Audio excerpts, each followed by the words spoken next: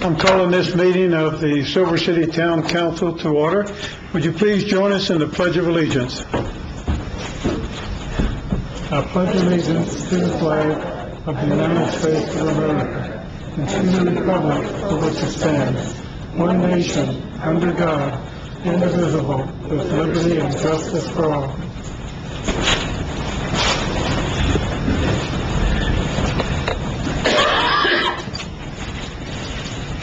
I'd like to welcome everyone here tonight.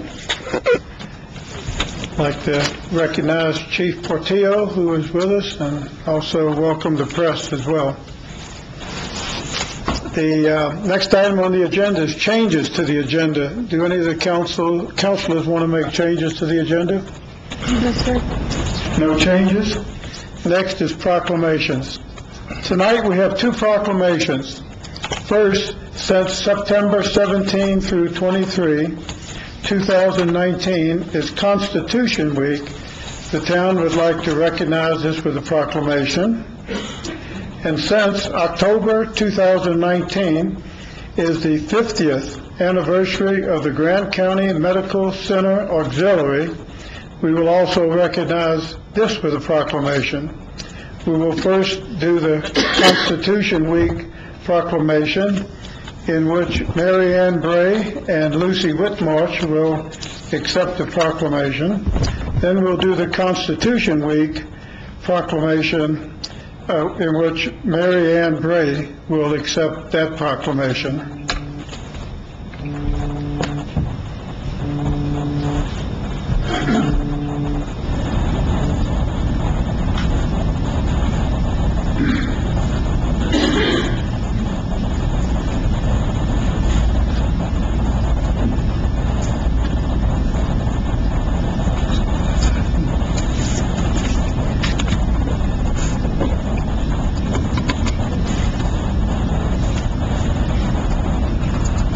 Whereas September 17, 2019 marks the 232nd anniversary of the drafting of the Constitution of the United States of America by the Constitutional Convention.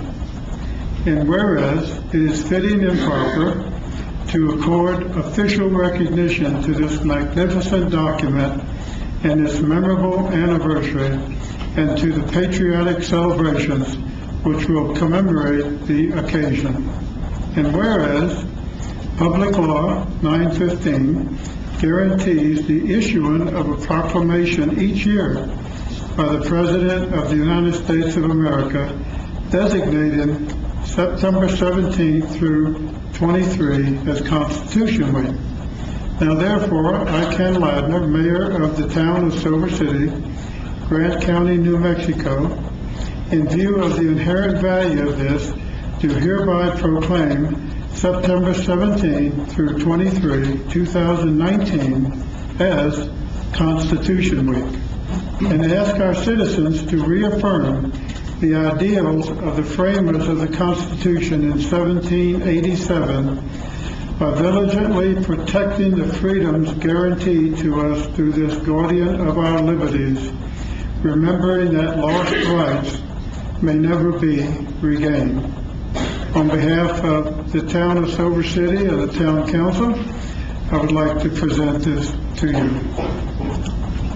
Thank you, Mr. Mayor. Thank you very much. And who would like to say something? Our regent, Lucy Whitmarsh.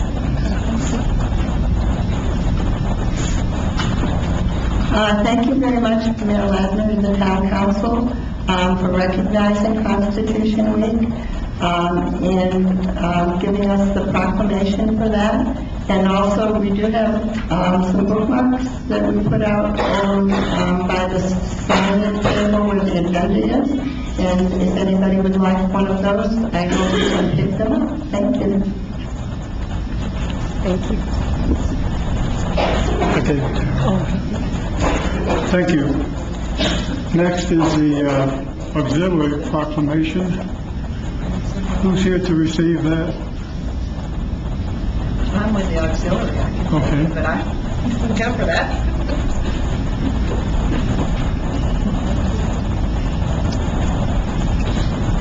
Whereas The Gila Regional Medical Center's Auxiliary is a nonprofit service organization whose members work throughout the hospital providing helpful information and services to patients,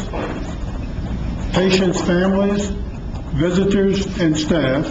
And whereas the members of the auxiliary are dedicated community volunteers who support our hospital as it endeavors to provide patient-centered care, and who through their own efforts provide meals for cancer patients, receiving blankets for newborns, magazines in waiting rooms, and clean clothing for patients when needed. And whereas each year income from the auxiliary's gift shop and the organization's many fundraisers provide scholarships for college students pursuing careers in nursing and hospital-related fields, and additionally provides funds for selected hospital equipment. And whereas the Gila Regional Medical Center Auxiliary, which was founded in 1969, has been a vital presence in the hospital for 50 years, and it intends to continue in its worthwhile services for many more years. Now therefore, I, Ken Ladner, by virtue of the authority vested in me as mayor of the town of Silver City, Grant County, New Mexico, do hereby proclaim the month of October 2019 a month of celebration for the 50th anniversary of the Gila Regional Medical Center Auxiliary. On behalf of the town and the council, it's a pleasure to recognize you with this proclamation. Thank you very much. Would you identify yourself and say a few? My name is Jerry Utz, and I've been with the auxiliary for about 5 years now, since we moved here to Silver. And thank you. We have so many wonderful volunteers at the hospital who give of their time and their effort and their smiles every day. So thank you. I'm going to need this because I've got to come Thursday and present it. Tomorrow? Yeah, okay. Tomorrow. Okay, thank you.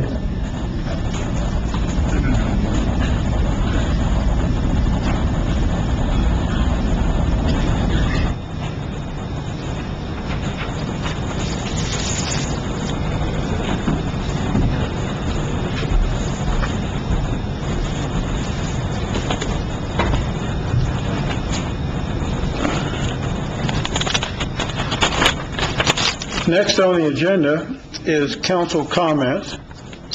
Councilor Amon Smith. Thank you, Mr. Mayor. I have a couple of brief comments. First, I want to acknowledge all of the fabulous stuff that goes on in Silver City. The Labor Day weekend was remarkably busy downtown. I went to the festival. I heard a lot of good music, and the downtown was jam-packed with people shopping and doing tasting. It was just really, really fabulous. There are a few other events that are going to be coming up that I just want to encourage people to go to. This weekend, there's going to be Pride Fest in Gulf Park on Saturday.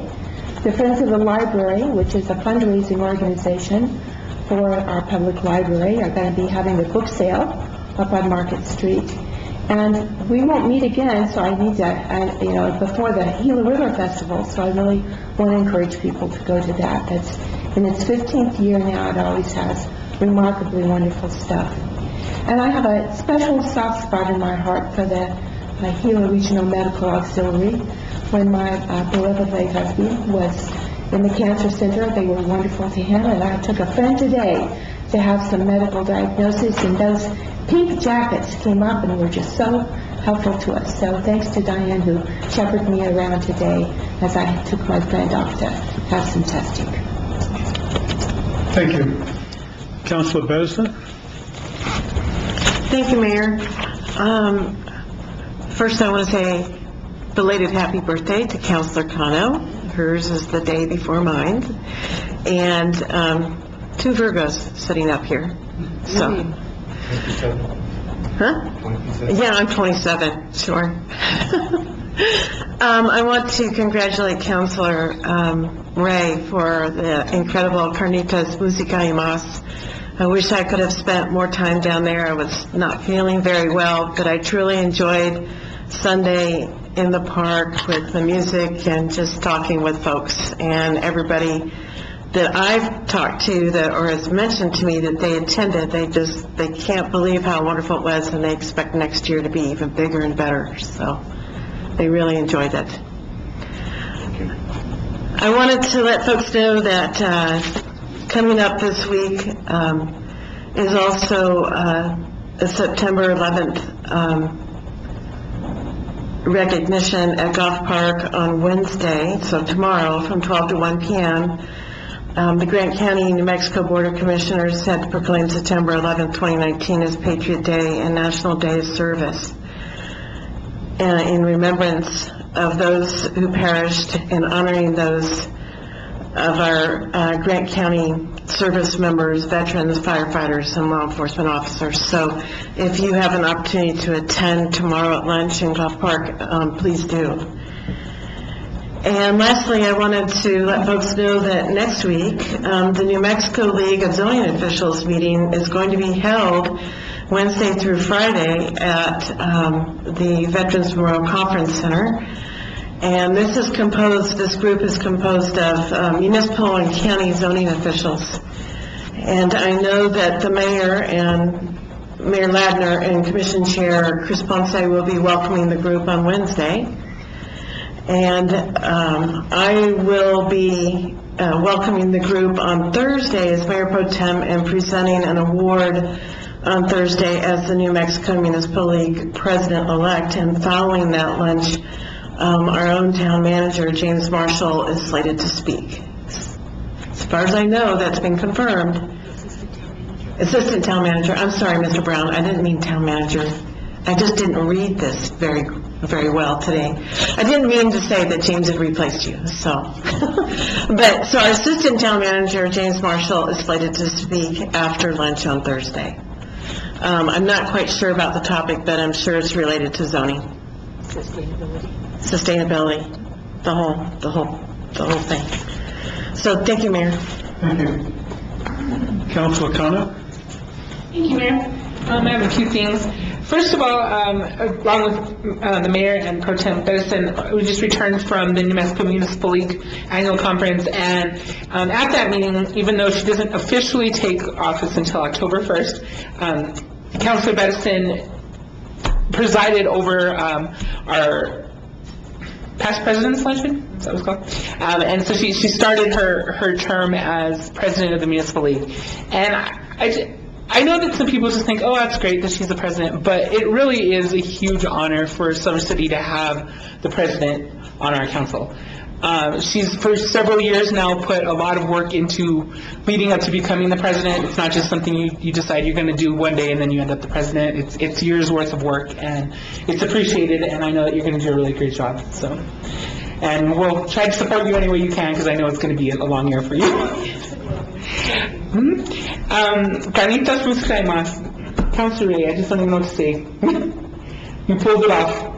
I was very impressed. The music that you chose, that your committee chose, was very, very good. People enjoyed it. People were smiling. It's always good to see people of different ages, different ethnic groups, different socioeconomic classes all together in Silver City enjoying the same event. Your committee worked really, really hard, and I know, as someone who has put on a music festival before, how difficult it is to work together and to get things done, but the public really enjoyed it. And there are several members of your committee here tonight, and so I just wanted to thank each one of them personally for myself, and that's Olga Ray, Al Gamboa, Kim Pierce, Mario Quintana, and Juanita Escobedo. I think you're the ones that I see out there. Did I miss somebody? Don't think I did. I know that there are other members of the committee out there in the community, and I appreciate all the work that all of you did. The next thing is Chief Portillo and Community Outreach Officer, is that his name? Is that his title? Manuel Howdy Jr. and our Community Development Director, Jamie Embick, hosted a neighborhood meeting last week. They're planning to do that, I think, will be around, so obviously in different neighborhoods, but they started out in District 4.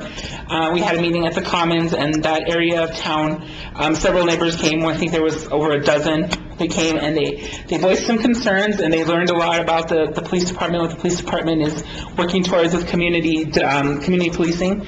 I learned an awful lot about it. So I would suggest that anybody who is interested in community policing, reach out and find out when their community meeting is going to be. Counselors, this is a really good opportunity for our neighbors. I know in that neighborhood they're considering starting a neighborhood watch, so hopefully that'll happen. And I just wanted to thank Chief for doing that, because I think it really had an impact on some of the people who are there. And I think that's it. Thank you. Thank you. Councilor Ray. Thank you, Mayor. I want to personally thank all the committee people who were involved with this thing here. It's not an easy thing to do. It was hard, but we had to iron out some issues, which I guess everybody goes through it. But I want to tell Mr. Brown, to tell his workers, the chief, the police department personnel, they all did a wonderful job. Very well, very well. And also thank you, Mr. Brown, for sponsoring us on a lot of different things. The music was something else. We did have a lot of different types of music. The food was good. Those people that ate there. The bands want to come back again. And we will do it again for next year. And what can I say? Carnitas música y más. Thank you. Thank you. Any other comments from the council? There being none, we'll move on to item number 6, approval of minutes of the August 20, 2019 regular meeting. Do I hear a motion, Councilor Amos Smith? Yes. Thank you, Mr. Mayor. I move to approve the minutes of the regular council meeting of the Town of Silver City of August 20th, 2019. Thank you. Is there a second? Mr. Mayor, I'll Councilor second Ray? it. There are motion and a second. Any discussion? All in favor, say aye. Aye. Opposed, nay. Motion carries. Next item on the agenda is public input. I see that we have 6 people that signed up for public input. I'd like to remind you that keep your remarks as short as possible. You have a maximum of 5 minutes to present your input. First on the list was Seth Trayer. Turn the mic on by pressing that little button. The white one? It looks like it's already on, sir. All right, thank you. Thank you, Mr. Mayor. Thank you, Town Council. Seth Traeger, I live here in town. I'm a part of the Grant County Youth Soccer Organization Board and also a parent and a coach. And I'm just coming real quick to, I guess, maybe present a concern that's arisen. You know, our soccer league has started in the last few weeks. People have been practicing. We had our first game on Saturday. And we were made aware just in the last couple of days that, you know, the fields will now be reserved for also the Little League on Monday, Tuesday, Wednesday. And the concern that we have is, you know, both as a board and as a parent or as a coach is, you know, those fields are utilized very heavily, you know, Monday through Thursday, sometimes on Friday for practices. You know, being a U10 coach, and I think you all have kind of a layout of the fields where all the different U10, U8, all the different age group fields are at. So U10 is 8 and 9-year-olds, U5 is 4-year-olds, and U6 is 5-year-olds. And these are the ones that are mainly impacted by Little League getting a chance to, you know, being allowed to play. And the concern is, you know, over the years we've tried to reserve the fields throughout the week during the soccer season so that, you know, that we can have them for practicing. And it's really hard as a coach to get in there, even with all the field space there is, to try and find space with the other teams. Enrollment this year is up 10%. We're at 471 kids that are registered overall. There's 40 U5 kids, 52 U6. Now, their league only goes through the first weekend in October, but for U10, there's 112 kids. AU8, which is 6 and 7-year-olds, there's a lot more kids. And so it kind of came as a surprise to us the other day when we found out, oh, by the way, Little League is now going to be playing Monday, Tuesday, Wednesday. You need to make room for them. And it becomes a conflict and an interest as far as making room, making space, just with the Little League. Nevertheless, for us to try and, you know, we've got goals, everything's laid out, fields, trying to find space to practice. And I don't know if it's possible. I know we've asked, we'd love to be able to reserve those fields, be able to have that booked up. I do know in the last couple of days, the soccer league president, John Beck, has reached out to the Little League president, said, hey, is there a way we can work something out? Can we have you guys move to Ben El Torado? Right now, nothing's really worked. I know he's also been reaching out to the town manager, Mr. Brown, and I know he's trying to work with us to try and hopefully, between the two groups, find something that works for us. We're hopeful that works, and we'll hear something in the next couple of days. But it's really just kind of bringing that concern forward that, as far as, a youth league organization, and, we run this league every year at the same time, pretty much the same weeks, and all of a sudden at the last minute to kind of have this thrown in front of us, it kind of throws not just us as a board, but a lot of these coaches and everybody in for a loop as far as, oh great, now what do we do? How do we run this? Those kinds of things. So hopefully something can be worked out, but also wanted to bring that to your attention. So, thank you. Next was Al Gamboa.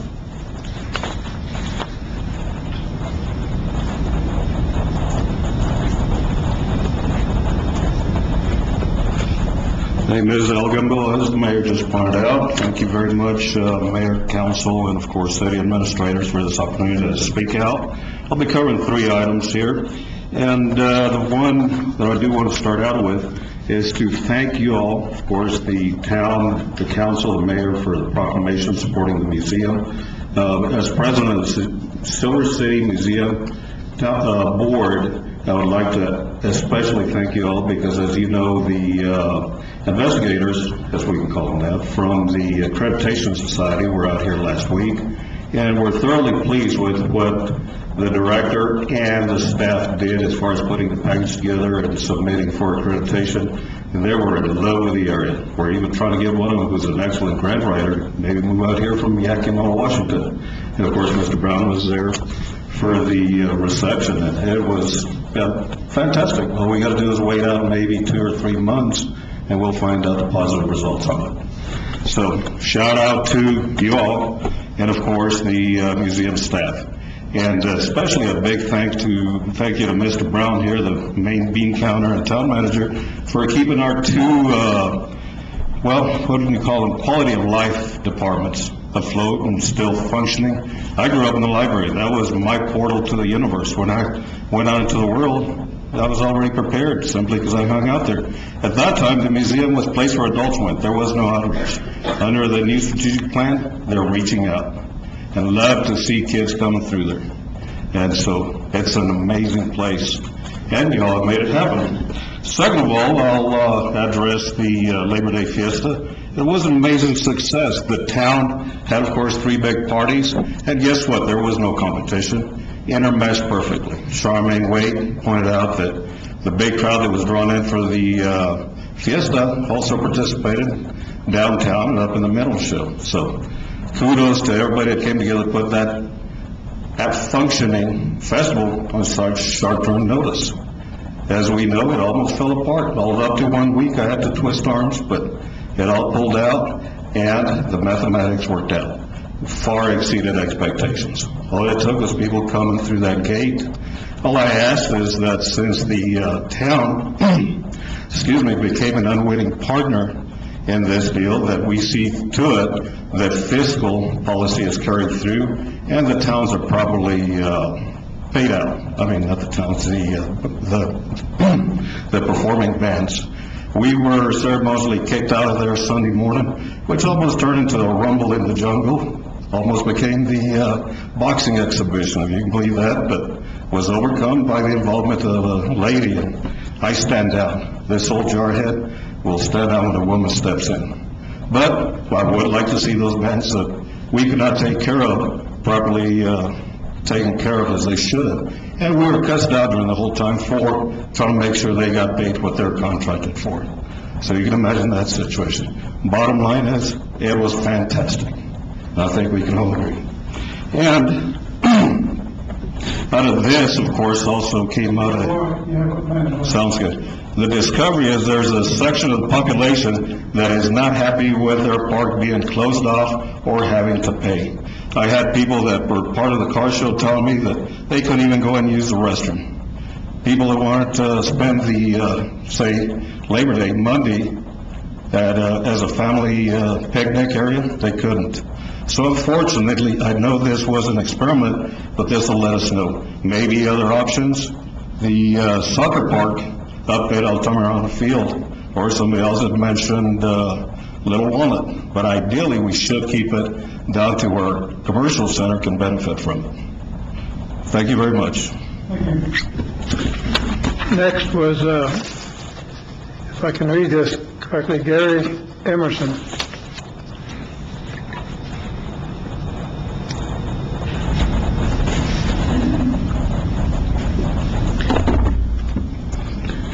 And lower that a bit. Thank you, City Council and Mayor. I'm here to address this bee issue that I think came out of someone's panic and a lot of gross ignorance. I am not a beekeeper. I do feed bees to study them and to photograph them. And I would like to thank the mayor for a meeting yesterday morning about this ordinance. However, I think he misrepresented what this says. I'd like to go over some things here. He assured me that this was not a public safety issue, that it was an issue to notify emergency services that there were bees in the area. And that's not what this says. And it says need for appropriate regulation for public safety. I don't think the public is in danger by any bees in this town. In fact, there are only 3 beekeepers in town. There is another beehive I think I've found that would make it 4. Also, I was assured yesterday morning that the beekeepers would not have to put a sign in their yard saying that they were keeping bees. This is not a good idea. There are a lot of beehives being stolen now because of the high price on them. And that is a real fear. Another purpose stated in here for this ordinance was to, and for the sign was to, and then I quote here, reasonably give notice to passers-by of the presence of those hives. Nobody's going to know that those bees are there. Those bees are always in the backyard somewhere. I presently, right now, have hundreds of bees in my backyard, and I challenge anyone to go in my front yard and find one. That's not the way to behave. I'm sure the town's police force and animal control has better things to do than to go out and try to enforce this ordinance to 3 people and to look for problems with bees. Now, part of my fear here is that even though I'm not a beekeeper, that this ordinance is going to come crashing down on me, and I'm going to have to comply with that. Now, if I have to comply with this, what about the tarantulas in my backyard? I dare say they have a much more lethal bite than bees. I also have a little black-tailed rattlesnake living in my backyard. Am I going to have to put up signs for each of these? Also, the biggest sign I would have to put up in my yard to join these other 4 or 5 would be a big one saying, beware of bears. I had a bear on my street in Tyrone a few weeks ago, and it's the second one in 20 years. So there have been more incidences of bears in Tyrone than bad incidences of bees here in town. Now, I'd like to go over a few statistics here on deaths by bee stings. They do occur. Deaths by homicide also occur. In the U.S., there is a greater chance that you will be murdered. Yes. Okay. I would like to remind you that in addition to a lot of other things killing you, something that will kill you, well, where there are twice as many fatalities as bee stings or horses. So I would expect you to start putting signs out wherever there are horses. Thank you. Thank you. Next was Martha Blaylock.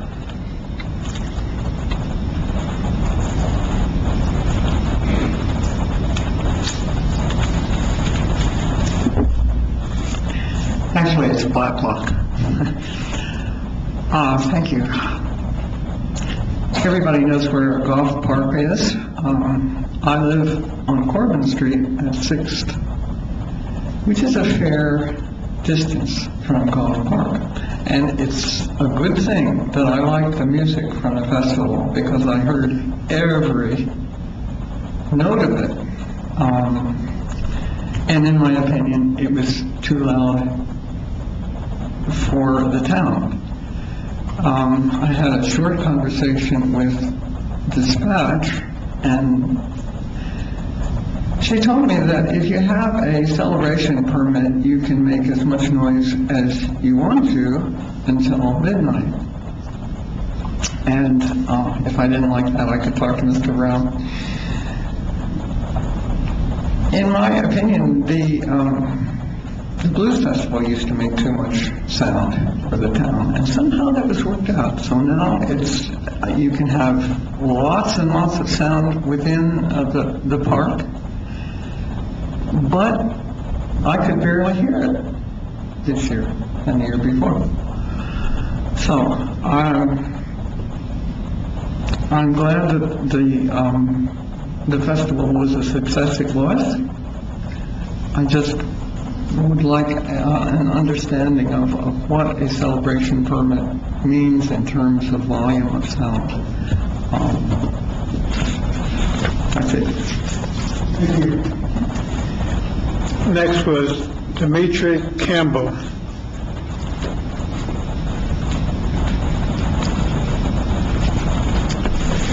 Thank you, Mayor, Town Council. Excuse me just for a minute. Yes. I see you signed up for the Scott Park thing too?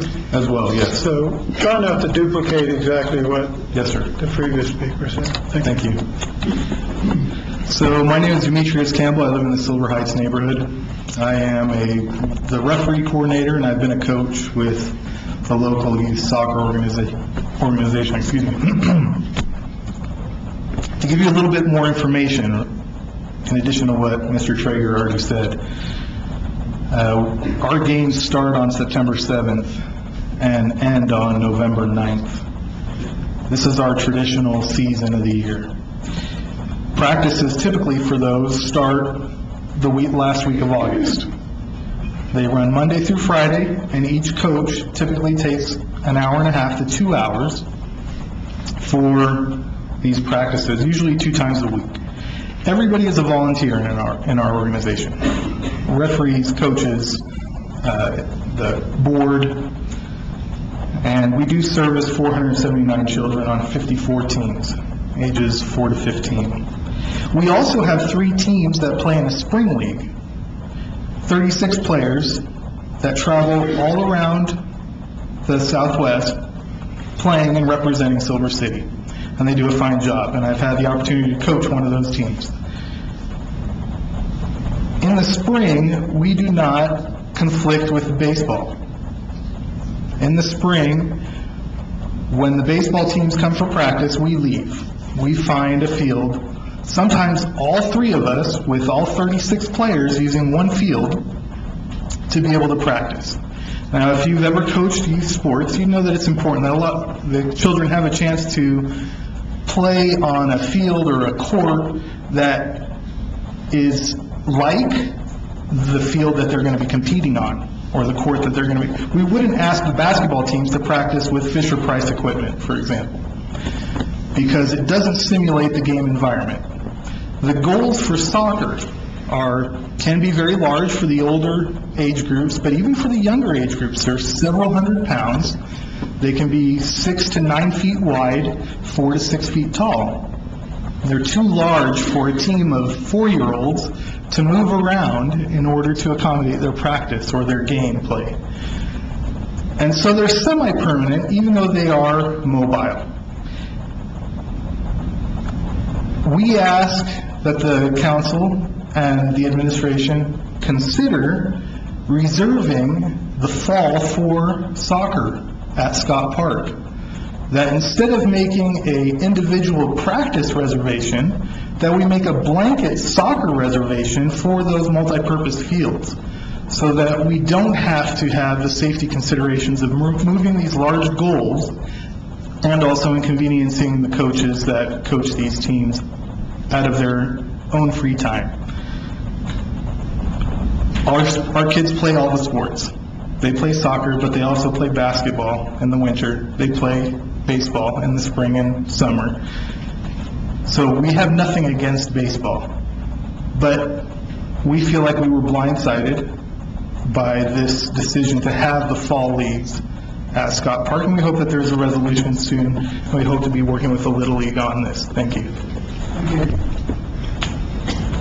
Next was Mr. Gordon West. I've got a little handout here for more information that I'm going to talk about.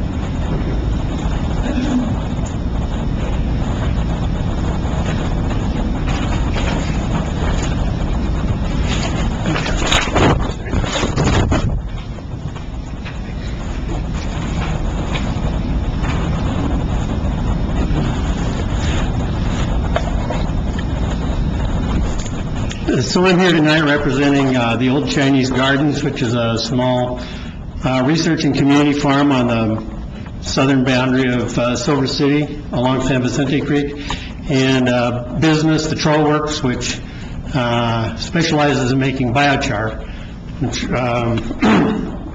is basically it's charcoal made from forest waste and other biomass, and it's used as a soil amendment. In the last legislative session, the Healthy Soils Act was passed, and just a couple of weeks ago, this is administered by the New Mexico Department of Agriculture, and a couple of weeks ago they issued a request for proposals for pilot projects, and we want to submit a project, and so I'm here to ask if the town of Silver City would provide us with a letter of support for this project. What we plan to do is test a mixture of biochar and a special compost that's been developed at New Mexico State University. And it's a pretty simple pilot project. We'll just be doing 4 experimental plots down at the farm using biochar and the compost that we make. There's a whole range of benefits. The biochar itself is a strategy for CO2 drawdown from the atmosphere. It's actually becoming one of the primary considerations globally for trying to take on climate change. And we're kind of at the cutting edge with both our biochar and our composting products. Because the farm, the Old Chinese Gardens, is a kind of a research and community farm, we expect it to eventually attract kind of agro-ecotourism. It's used a lot already by Aldo Leopold Charter School for field trips. We're trying to grow some useful and interesting crops down there. We'd like to see more food grown locally to feed the town, just like the historic Chinese gardens used to do.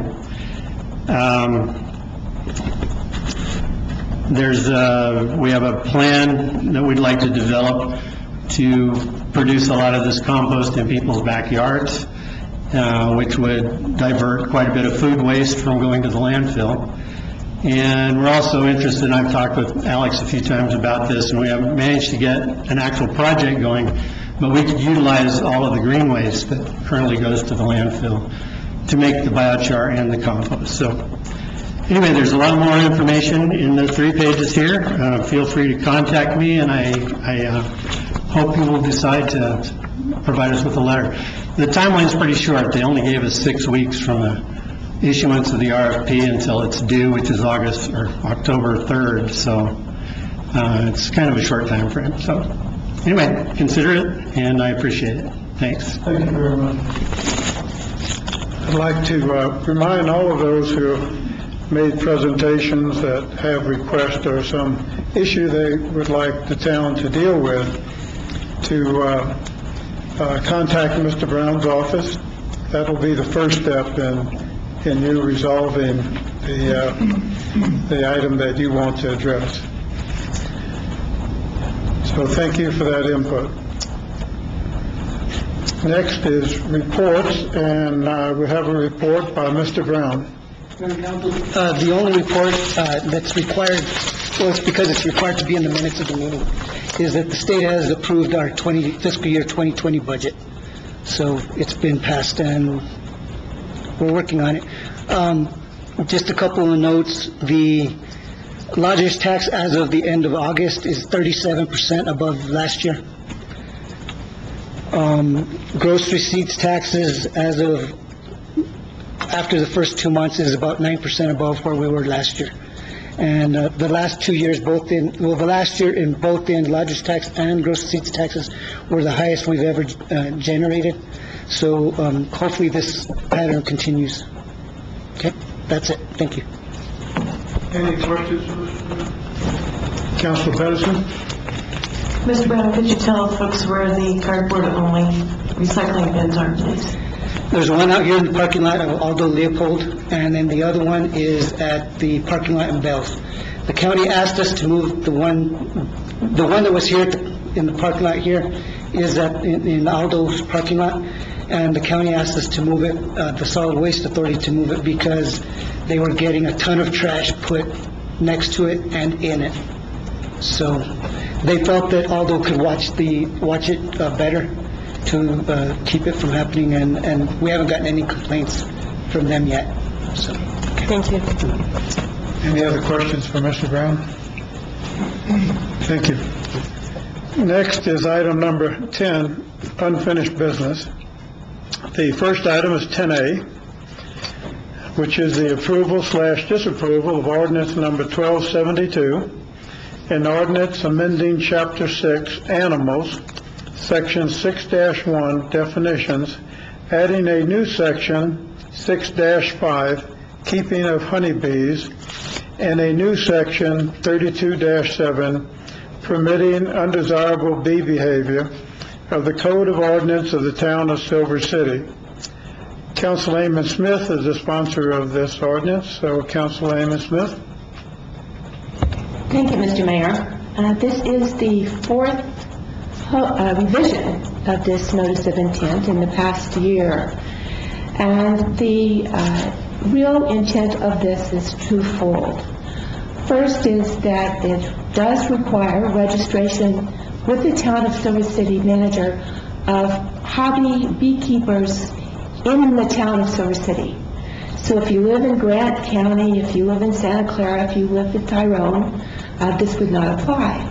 But it does apply to the beekeepers within the Town of Silver City. It is a public safety concern in that registration would allow any emergency responders to know that there might be a potential danger of being attacked by bees when they go in as a response to any kind of a call.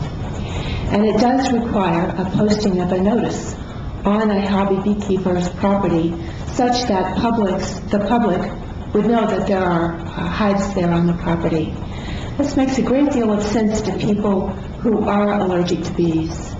About 5% of the population is allergic to bees, and it's actually growing because the older we get, the more propensity towards an allergic reaction we get.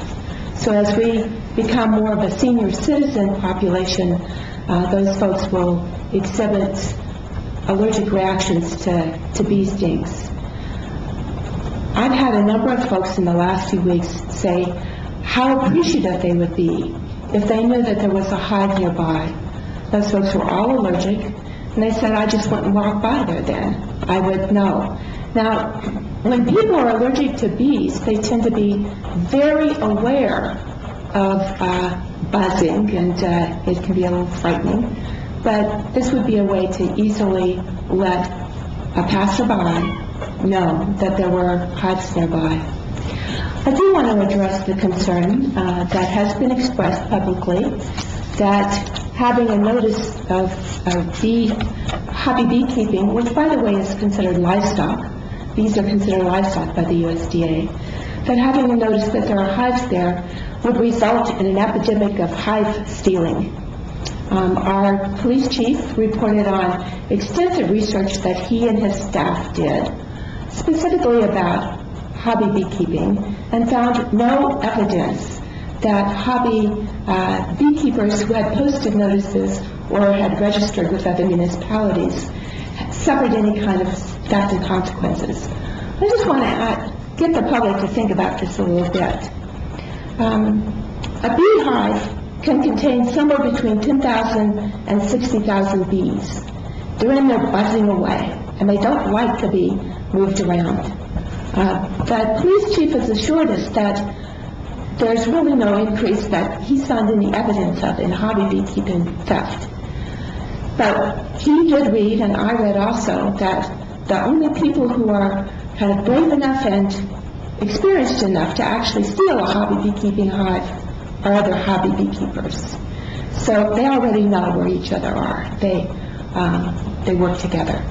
So any concerns that having a notice that says bees at work would result in hive theft of a hive full of 10,000 to 60,000 venomous insects, I think is probably misplaced, that fear.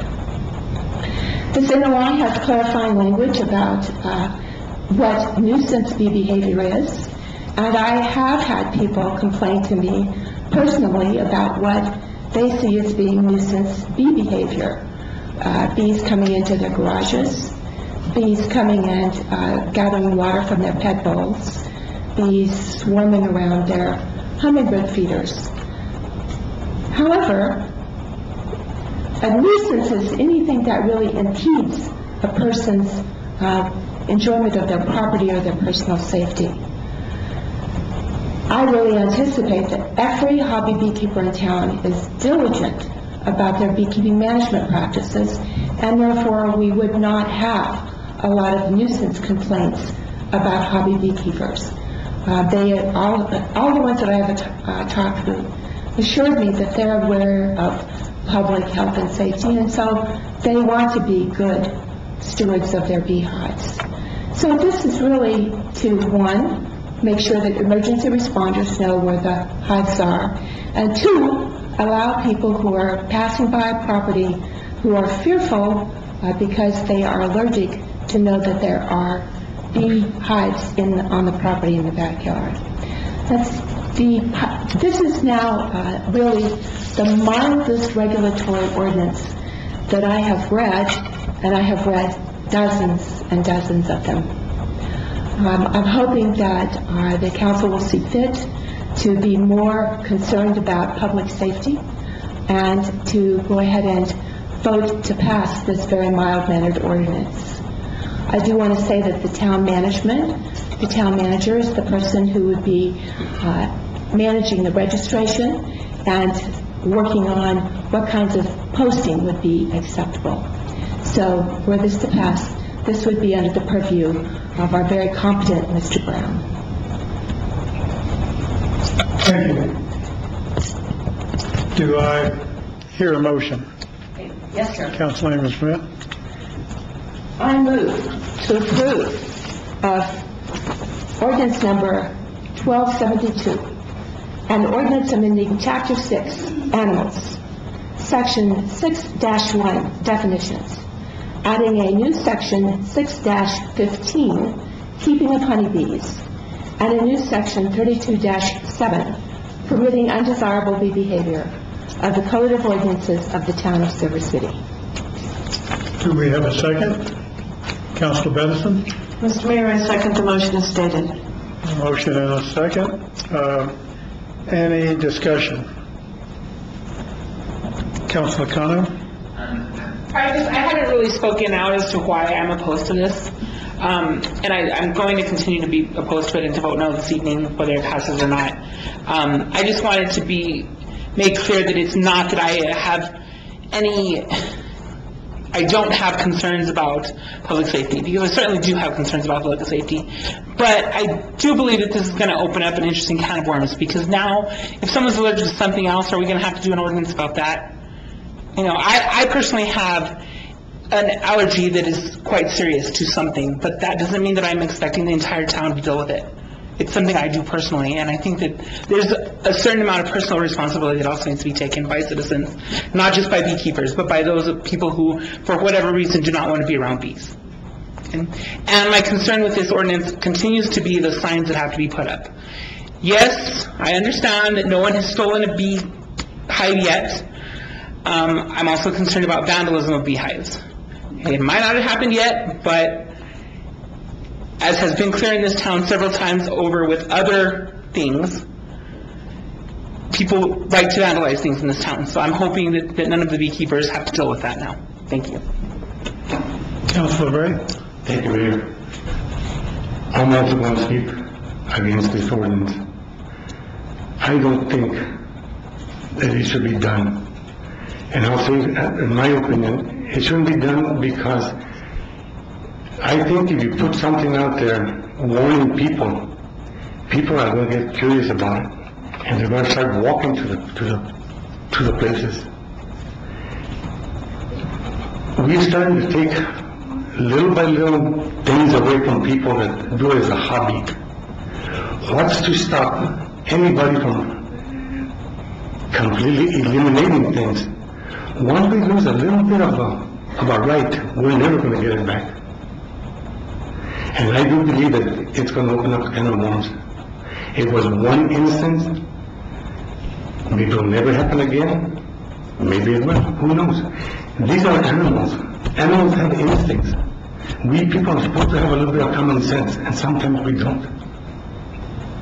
But anyway, I will not support it.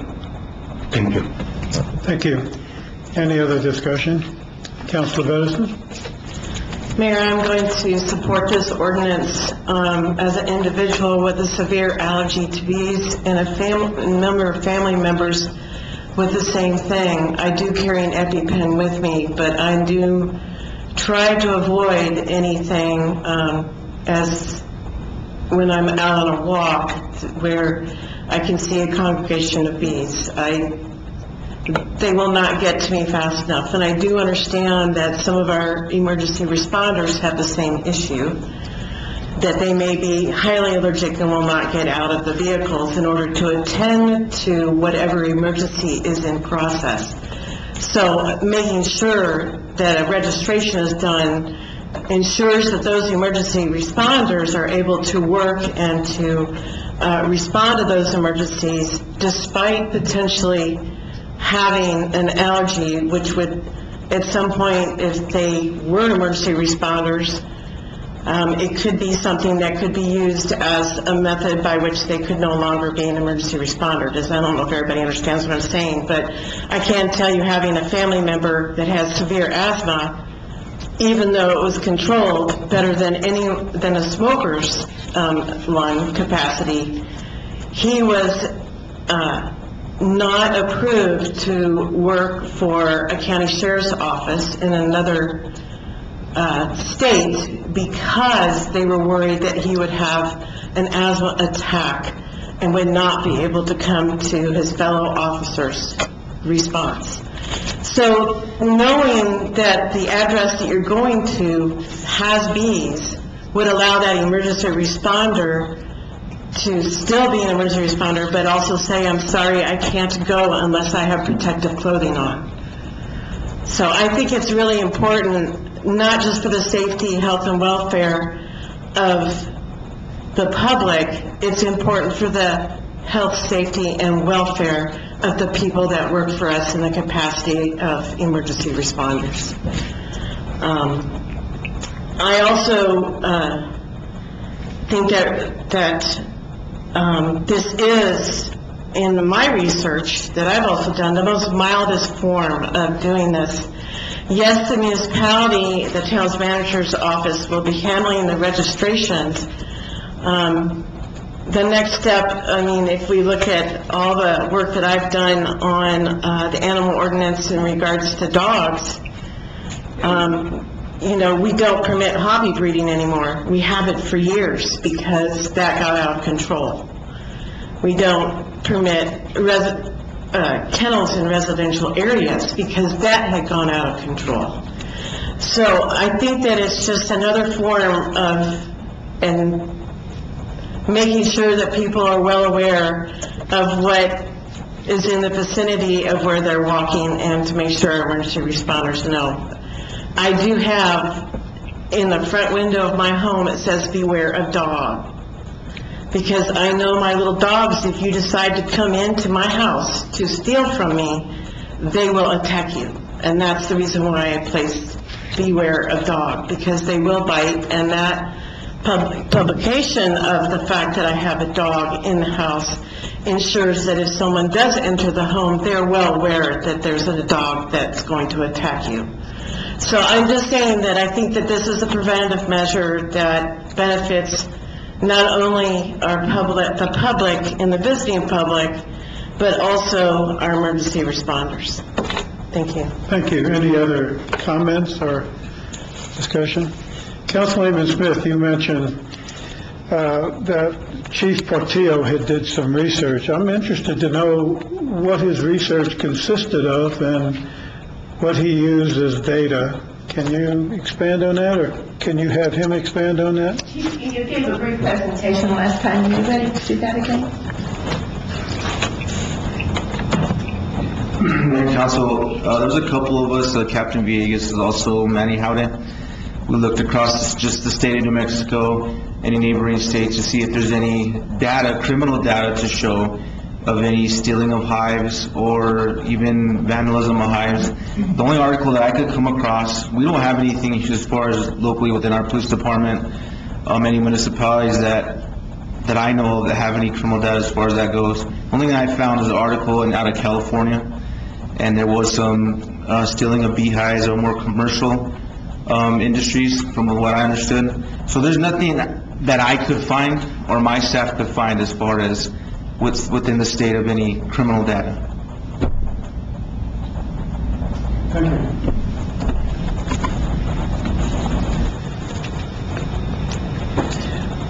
I've met with Manager Brown several times because it is not my intent that we have law enforcement officers go on private property to look at people's beehives and to inspect them, because we don't have the expertise to do that.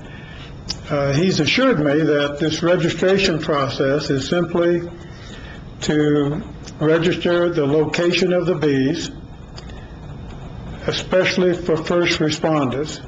Can you respond to that, Mr. Brown? Because that's the understanding I have in order for me to support this. I met with the chief, the code enforcement and animal control last week, and basically what we've come up with is very basic registration form, which the owner of the property, or the owner of the hives, the address of the property, not even the location on the property, just the address, and then just a signature showing that they registered. On a separate sheet of paper, we will provide them with an informational form of all the requirements of the ordinance as it's passed. That's it. It's informational only. Yes. Is that right?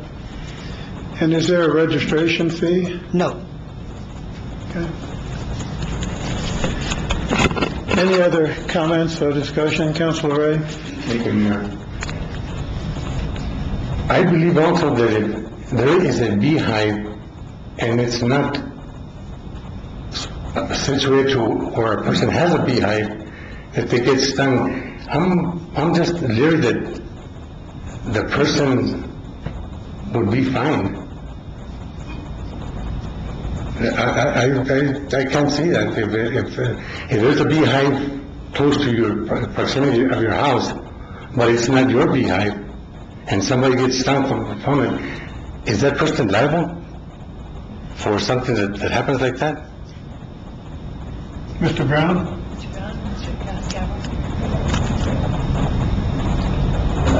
Not that I know of, this is all about identifying the location. Yes, I understand that. But if somebody gets bit or stung that has nothing to do with a person by the close proximity of the property there, is that person liable for that person getting stung? Yes. Go ahead, Mr. Scavron. I'll recognize you. The predicate for a person getting stung is negligent behavior by the hive owner. Just being stung and it's not a result of the negligent behavior of the hive owner, there would not be liability. If there were conditions permitted by the hive owner that was the direct cause of the bees swarming or some other regulated act, bad bee behavior, failure to keep the hive in best practices, and someone got hurt as a result of that, like in any area of law, if you do something negligent and it hurts somebody else, you're liable. Does that answer your question? So in the absence of the negligence, in the absence of a failure to comply, then a person getting stung by a bee would not be actionable, in my opinion. Okay, any other comments or discussion? Roll call, please, Ann. Councilor Edison? Aye. Councilor Amy Smith? Aye. Councilor Ray? Nay. Councilor Connor? Nay. I vote yes. Motion carries 3-2. Next item is 10B. Under unfinished business is the approval/disapproval of ordinance number 1284, an ordinance repealing Chapter 32, nuisances, Article 3, unattended vacant buildings, Section 32-50, etc., sequence of the Town of Silver City Municipal Code. Councilman Smith, this is your ordinance as well. Yes, this comes out of my volunteering with the Main Street organization and the concern about an ordinance that is currently on the books, which requires owners of vacant buildings in the commercial downtown historic district to register them and re-register every 30 days. Upon a lot of investigation with town staff and with the Main Street volunteers, and I actually want to say that the Main Street volunteers and the Main Street executive director really worked hard to find out how enforceable this ordinance is. The New Mexico State Main Street actually wrote a report in which there was a great deal of reporting about how this ordinance really was not workable for its intended purpose. The intended purpose is that we want to have a thriving, productive use commercial downtown. We want to have those buildings occupied and well managed and having no windows being broken and having no big leaks inside. And that was not really what that ordinance addressed. And so what this NOI seeks to do is essentially repeal that ordinance as it is. But I do want to let you know that I've been working for a number of years with Main Street, with some other town officials, and with soon to be another council member, to put in an ordinance which would be enforceable and which would address really the real issue, which is substantially, the issue can be described as a property owner who is willing to do demolition by neglect. Often that property owner has ended up being a corporation or a trust located outside of the state of New Mexico. So how do we really get their attention to make sure that they maintain their building so that it is actually usable? That's it, sir. Any questions or comments for Councilor Smith? Do I hear a motion? Yes, sir. I move to approve of ordinance number 1284, an ordinance repealing Chapter 32, nuisances, Article 3, unattended vacant buildings, Sections 32-50, etc., of the Town of Silver City Municipal Code. Do we have a second? Councilor Ray. Thank you, Mayor. I'll second that. We have a motion and a second. Any discussion? Roll call, please, Ann. Councilor Benson? Aye. Councilor Amos Smith? Aye. Councilor Ray? Aye. Councilor Carter? Aye. Motion carries unanimously. Next item on the new business. Yes. I move for a short break, and I mean short, like 5 minutes. We have a motion for a 5-minute break. Do I hear a second? Yes, sir, second. All in favor, say aye. Aye. We have a 5-minute break. I'm calling our meeting back to order. The first item under new business is the approval/disapproval of 2 public celebration permit applications for the 6th annual Oktoberfest at 200 North Bullard Street on September 28, 2019, with alcohol service from 3 p.m. to 10 p.m. Liquor license holder, 1, Little Toad Creek LLC, DBA, Little Toad Creek Brewery, license number 67085, 203 South Mill Road, Silver City, New Mexico, and 2, Little Toad Creek LLC, DBA, Little Toad Creek Distillery, license number 63013, 203 South Mill Road, Silver City, New Mexico. Who will be presenting this request? I will be. Dave Crosley. Good to see you all again. Dave? So we are asking for a public celebration permit. This is our 6th annual Oktoberfest.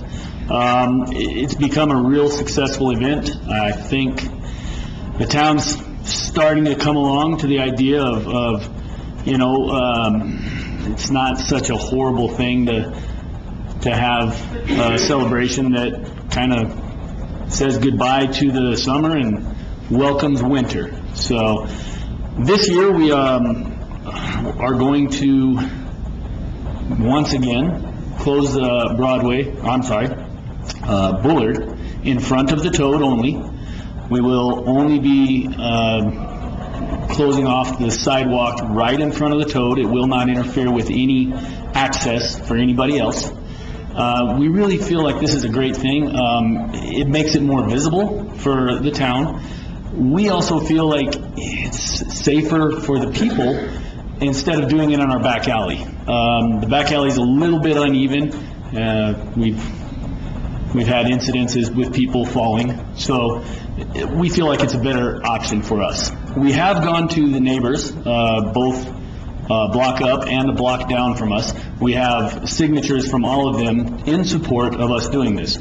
So we're not interfering with anybody else's opportunities on that day. Thank you. Any questions or comments? Mr. Scavone? Quick question for you. In a past application for public celebration permit, the question of is this truly a public celebration or is it a private operation?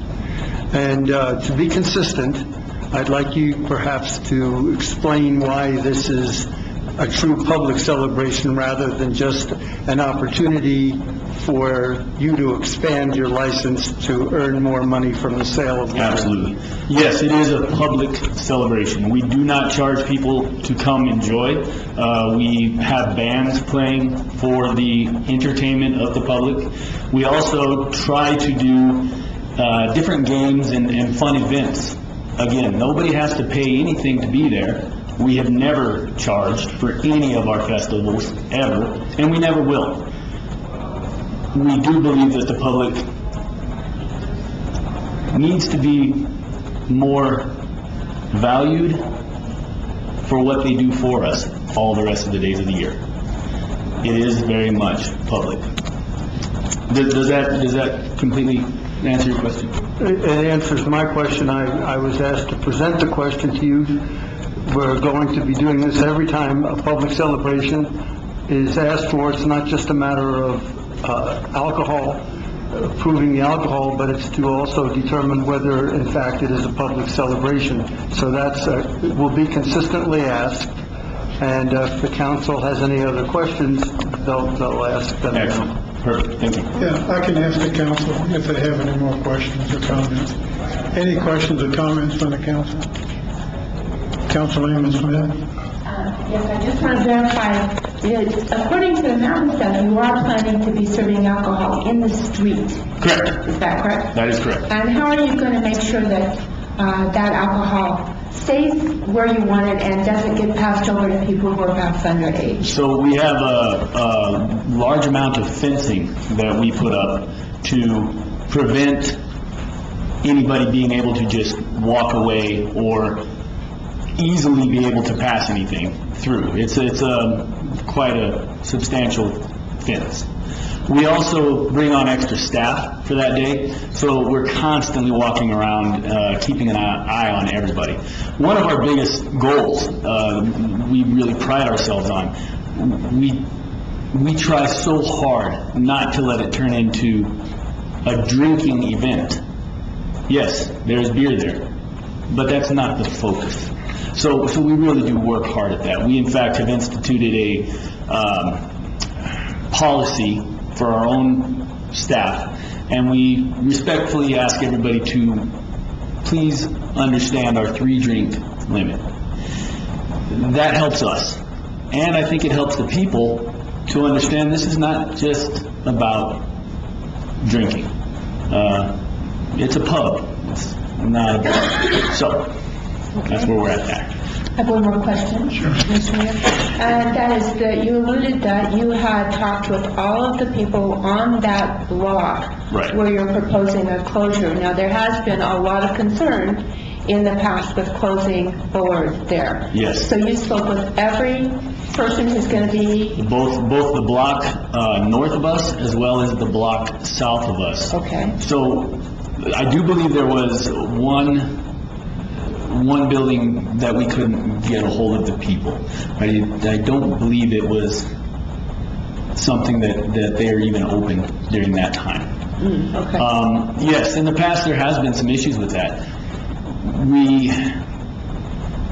The people who had the issues have left our fair city or left the plane of existence that we are now in. So we really don't want anybody to suffer because of our festival, and I think we're doing everything we possibly can to keep that from happening.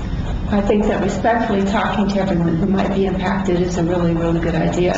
In fact, I think with that, I appreciate that. And whether or not people were irritated that who are no longer there really doesn't apply. The thing is it going to hamper access to other businesses? Is it going to hamper the flow of traffic? Is it going to disturb people's, expectations about how they are going to be able to move down? Right. And I can say that I believe no matter how vigilant we are about trying to get everybody on board, there's always going to be an instance of somebody who doesn't approve. But we do our best. We really are trying. Appreciate hearing that. Thank you.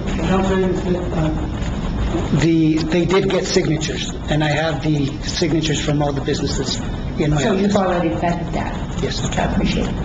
Council Benson? Thank you. I have some additional questions. Are there any residences in the upper floors of the buildings that are up the block? No, I don't believe so. Well, there are residences above this old Smith Music Building. There's apartments up there. They were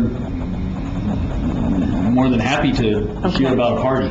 I just think that we have to not just do businesses, but if there's any residences in the area, they need to be, they need to also agree.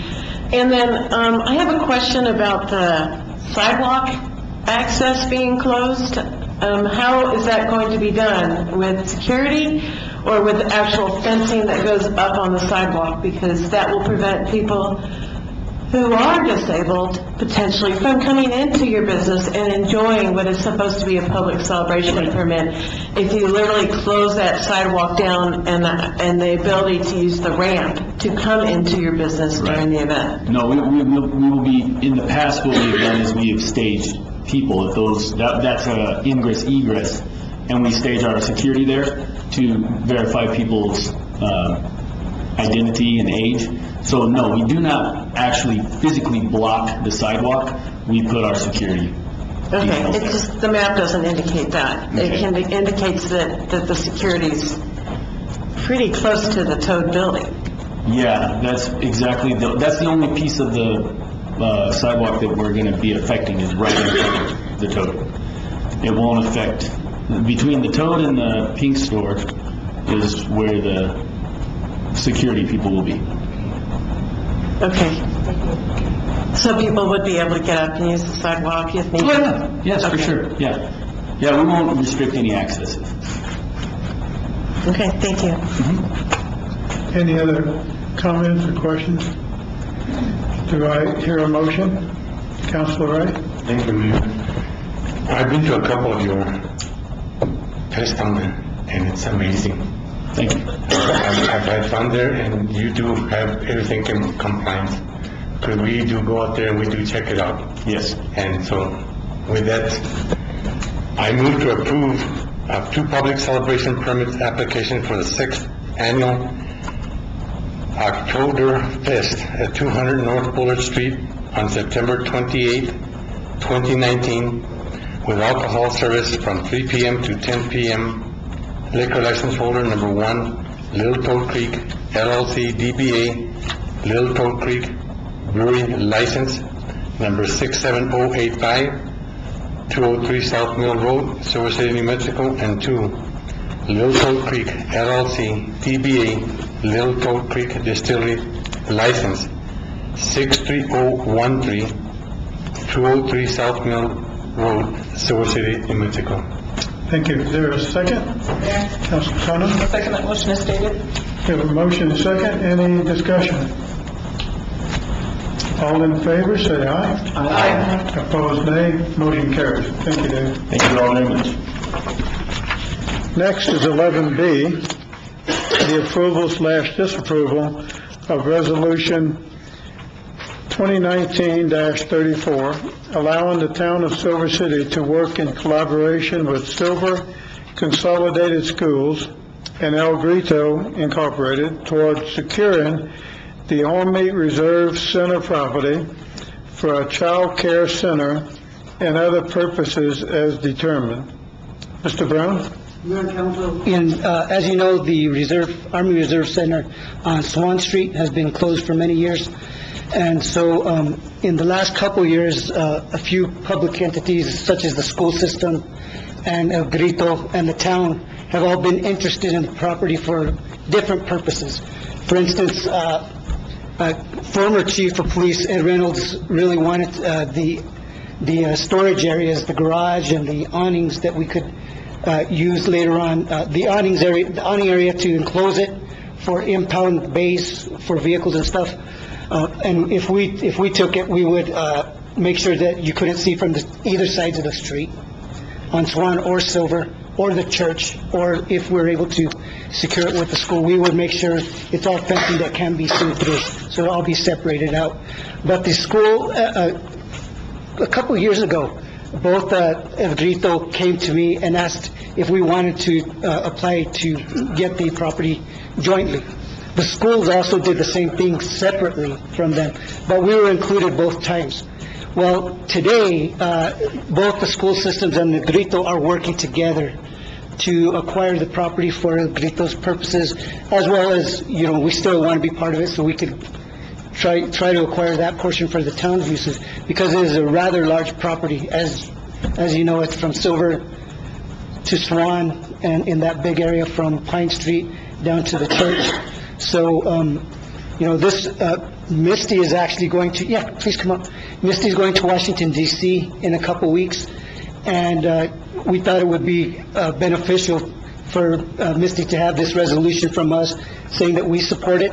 I talked to Curtis Karloff, the Associate Superintendent for the schools yesterday, and they have this same resolution on their agenda for their next board meeting, I believe, on the 16th. So we're all working together to try to put that property to a beneficial use to the community. Okay. I came on to El Grito. I'm Misty Pugburn. I'm the Executive Director of El Grito, Inc. We used to be El Grito Head Start, but we now are able to service all children. We've got some pre-K grant money and have expanded, so we can now service all children in Grant County. We became a competitive nature between the schools when all these pre-K sites came into place. I believe that we are all servicing Grant County's children. We needed to work together with the superintendent. I had proposed to Alex because we were being moved out of the Stout Street site. We had been in the public school sites for 30 plus years, and their classrooms are just bursting at the seams. I have 30 years in public education before I took this position. I know the position they're in. So I knew when they had to move us that I needed to start hunting somewhere else to be able to have longevity for this program. So this is when we found the street. Then I had found that Alex was interested in one section of it, or the city was, so I proposed to him. Then a year later, they decided the tech department for Silver Schools would also like the building. So I've done a lot of research over the last 2.5 years, made a lot of contacts, and as the government entities changed, my entities moved and changed positions. So I decided I have to be in Washington, D.C. on the 21st through the 27th, and I decided we needed to hand-deliver this resolution because it is a long process. That property, until I started researching and asking questions, had not even been appraised or put out there. They didn't figure anyone wanted it. So we've now through step 2 of the process. So it's been appraised. It's in the process of being ready to be listed for disposition. It has to go through 4 processes of disposition. It comes to city and state entities prior to it coming to us to where we could do anything with it.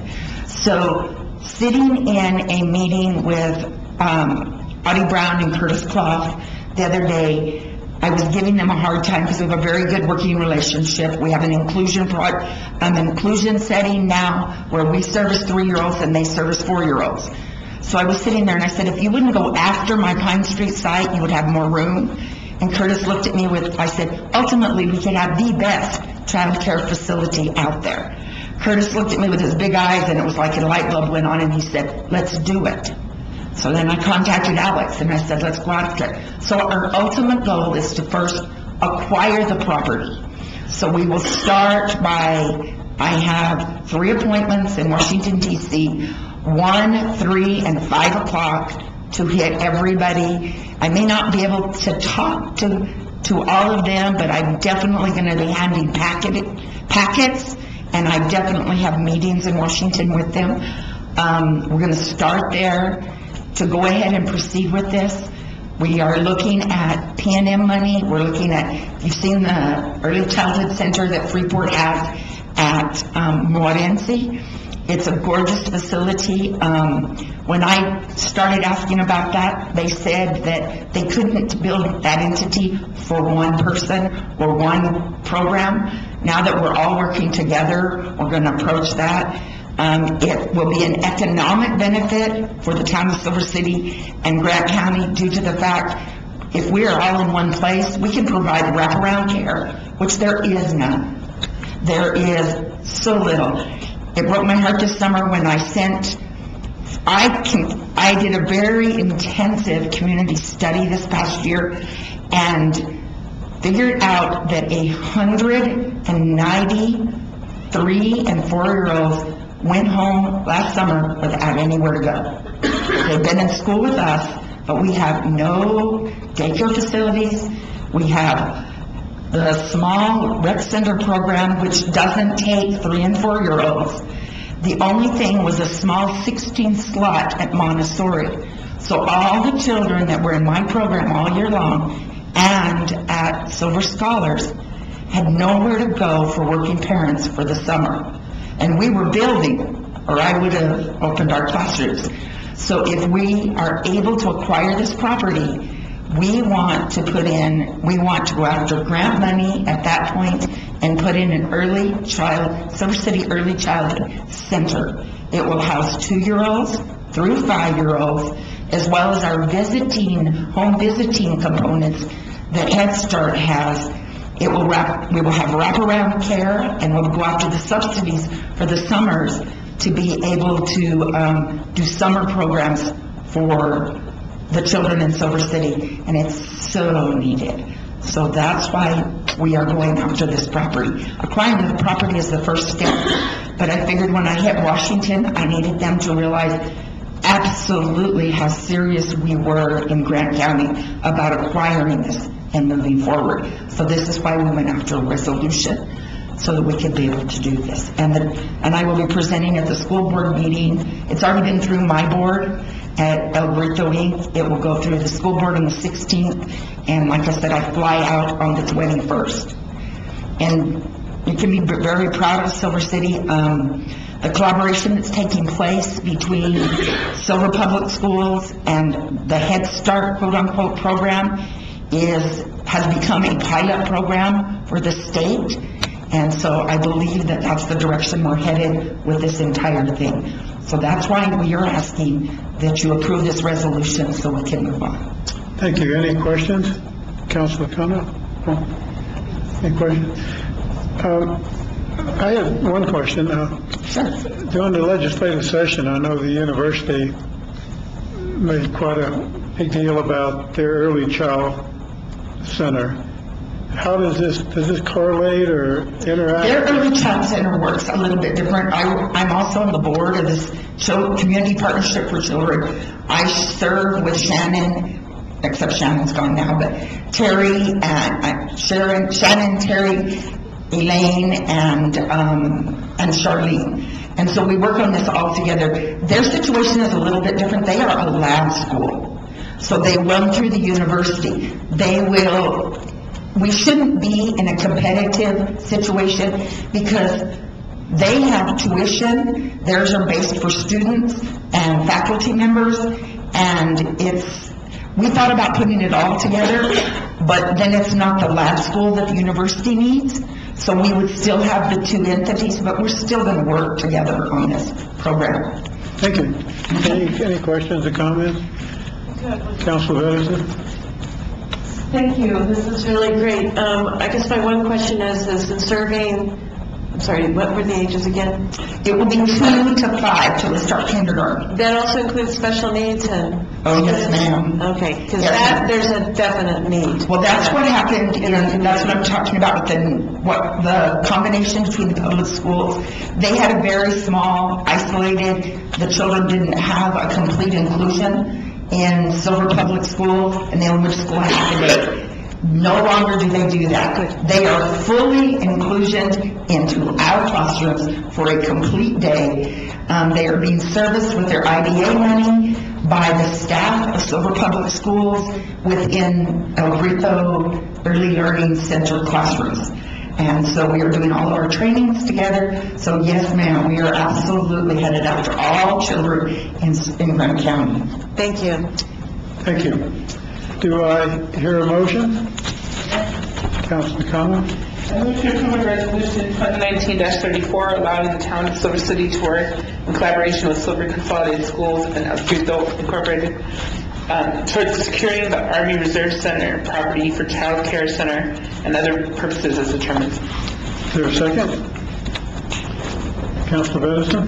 Mr. Mayor, I second the motion as stated. Motion is second. Any other discussion? Roll call, please, then. Councilman Kama? Aye. Councilman Ryan? Aye. Councilor Amos Smith? Aye. Councilman Madison? Aye. Motion carries unanimously.